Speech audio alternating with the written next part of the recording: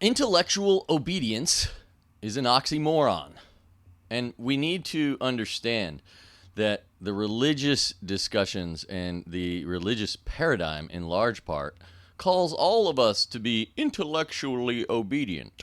You can't be intellectually obedient. You can't be an intellectual and be obedient. The process of intellectualizing is a process of asking the most difficult questions and then thinking about them and coming to a conclusion. Nowhere in there does it involve obedience.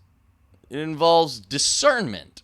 And it's funny because a lot of religious people will tell you that you need to be obedient to the text written by men because it was divinely inspired. Don't get me wrong, I do agree that the Bible and a lot of other ancient religious texts are clearly divinely inspired, or very plausibly divinely inspired. But does that mean what does that mean? Which interpretation do I take? Or which interpretation do I obey? Which translation? And this just gets back to the root of the problem. Well, what sort of influence was part of that text being written in the way that it was? I don't know. None of us do. We're told the church fathers are so close to it that we should accept their authority. So why aren't we all just Catholic? Well, I guess we can thank Orthodoxy, and we can thank the Protestant Reformation, and we can also thank Islam and all Eastern religions, Hinduism, Buddhism, the list goes on. But the reality is that you can't be intellectually obedient to any of those versions or worldviews or versions of the nature of reality and beliefs. You can't obey any of them if you're going to think critically and intellectually about the nature of reality. And so I think the future of humanity is clearly looking like we are all going to take part in this discussion intellectually, not obediently. And in fact, the idea of obedience itself is a part of a relationship that is a master-slave relationship. And so that in and of itself is not the ideal structure of the future of humanity, or even just in today's world. And the same applies to the intellectual structure. It should be an open discussion. And in that open discussion, the truth will stand alone, and we can argue to that conclusion rather than from the conclusion of this master or these men that represent spiritual mastery, or just men that were given the spiritual infallibility by the authority written by men in this book. No, that's not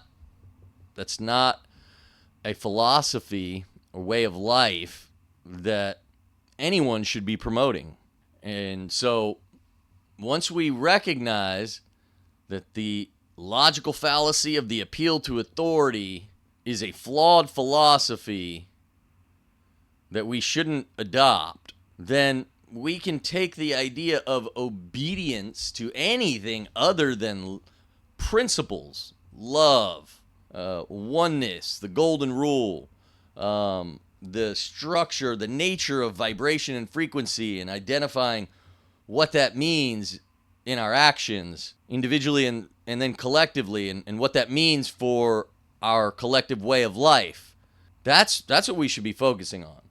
So we're essentially in a cosmic transition. We are transitioning from covenants and commandments of our understanding of the nature of the spiritual reality between God and creation. We're transitioning from those covenants and commandments to principles and awareness. And we're going to have a teleological discussion on what the future of humanity looks like and what the foundation for the framework that will lead to that ideal future society looks like. That's what's happening right now. And so we're going to have this endless religious debate as long as we submit to authority.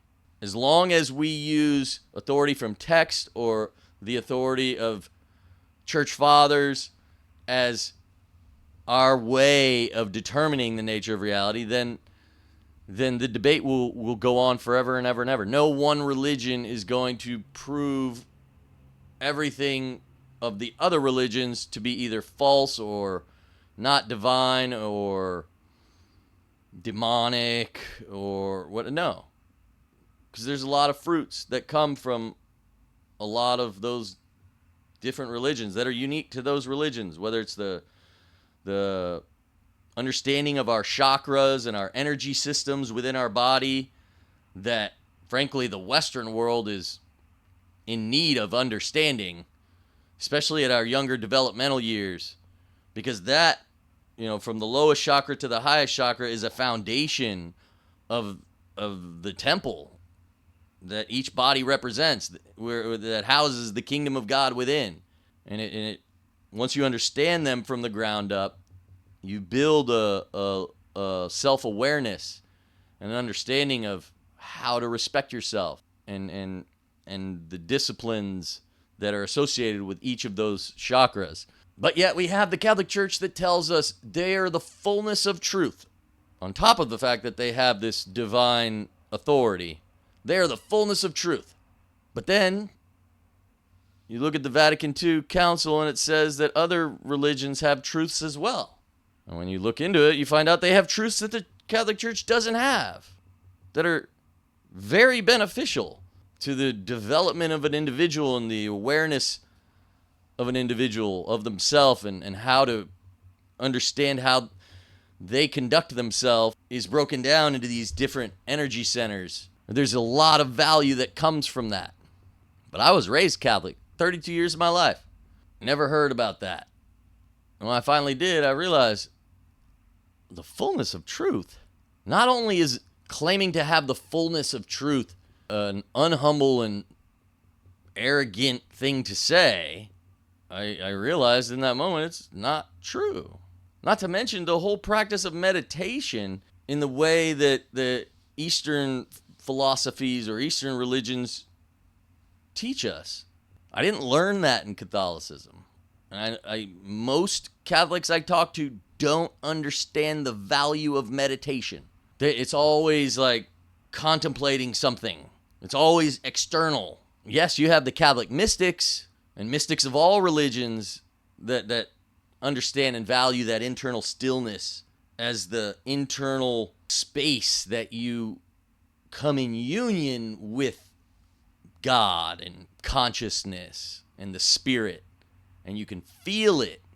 And then the value you gain from becoming the observer of your thoughts and the recognizing that your emotions are largely impulsive because you are a victim of your thoughts dictating your emotions. And we, the Western world, lacks that mindfulness that you gain from daily meditation. Because in meditation, when you allow thoughts to come into your head, you slowly discard them. You accept it, you recognize it, you slowly put it away, and you do that for 30, 45 minutes. And 20 to 30 minutes in, it's less and less and less. And then you start to experience a presence that is the deepest layer of your core, that is not whipped around by your emotions and your ego. And that experience is powerful and is like a rubber band being stretched out. So you take a rubber band and you meditate, you stretch out that rubber band. When you're done meditating, you come back into reality. That rubber band's a little more stretched out each time you do it. And so each time you sit down and practice meditation for 30 minutes, when you come out of it, there's this space between your thoughts and your actions. And that space is what we call mindfulness, awareness, because your thoughts slowly become less of the determining factor of your actions. You're now, and also your emotions.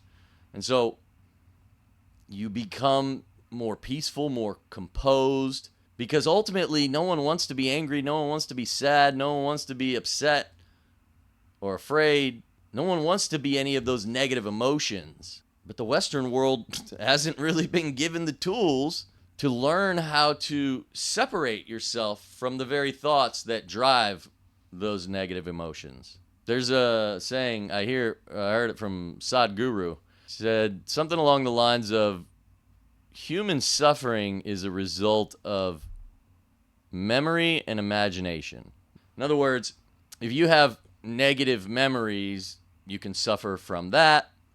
But if they're not negative memories that are causing the suffering, it's your imagination. Because if I encounter somebody that is a jerk, right? They shouldn't have any influence on my state of being. I'm an individual. The kingdom of God is inside of me. No one has access to this. Period. No matter how hard they try. Unless I let them. And so, if they act like a jerk, my imagination can run wild. I can start thinking all of these things. Why are they being a jerk? Because of this, this, and this. And then what should I do about it? It's all my imagination. I could just not judge them. I could just do what Jesus said and the Bible said and recognize that they're the source of their own suffering in the way that they conduct themselves. Their behavior is indicative of them having serious problems. And once I have developed a level of mindfulness and a sense of awareness from meditation and separating myself from my thoughts and recognizing that my emotions are a byproduct of those thoughts that are not something that should dictate my level of peace and well-being. Once I do that, then I'm able to deal with those people the way that they should be dealt with, and that is with love and mercy and care. And so I think this is really where the future of humanity lies. It's a world where we don't submit to authority in the form of religious institutions that claim to hold the only philosophy and the only worldview that you're allowed to have, or else you should be afraid and live in a state of low vibration and frequency, and all of that needs to go away. And the only way it's going to go away is once we start being honest with ourselves and having these discussions. So that's what this Raise Our Awareness revolution is about. Humanity's roar, us waking up to our divinity and our sovereignty and the reality that we are not sheep. We are lions, divine lions, but with that power comes great responsibility, and we need to enter into that mental, emotional, and spiritual state humbly, and that's going to form the ideal society for humanity. That's where we need to go. That's where we're going. This is happening one way or another. And we're all called to be part of it, and I look forward to just being a humble messenger and bringing us all together in all of these divine truths that we're waking up to. So anyway, that's it for today. I'm Da Vinci the Truth. This is the Raise Our Awareness Revolution, Humanity's Roar. Y'all take care. God bless.